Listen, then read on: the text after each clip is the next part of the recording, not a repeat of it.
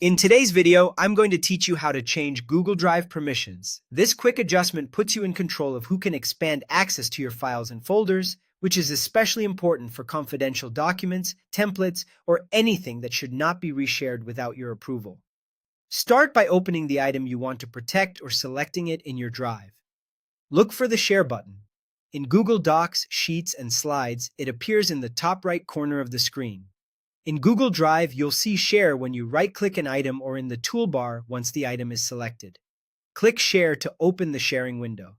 This is where you can see who currently has access and how the link is configured.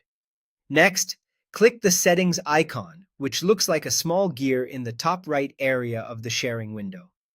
The Settings panel controls what collaborators are allowed to do beyond simply viewing or editing the content. If you do not see the gear, it usually means you do not have sufficient permissions to change these options, or your organization has restricted them. Owners and certain higher-level roles can typically access these settings. Inside the Settings panel, find the option labeled Editors can change permissions and share.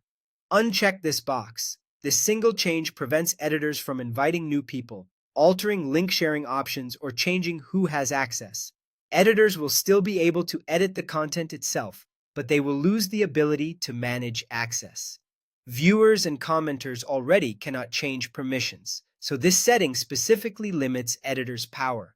The change takes effect immediately, helping ensure that only the file owner or designated managers control who can join. This adjustment is a smart default for sensitive material, final documents, or shared resources where you want editing to be collaborative but access to remain tightly managed. It also reduces accidental oversharing, where someone might add a group or open a broad link without realizing the implications.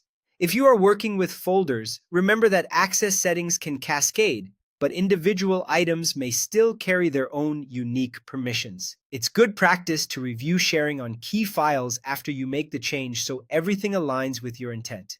If you ever need to restore editors' ability to manage access, return to the same gear icon and re-enable the option. For now, with the box unchecked, you've ensured that only the people you authorize can expand sharing, keeping your files secure while allowing collaboration to continue smoothly.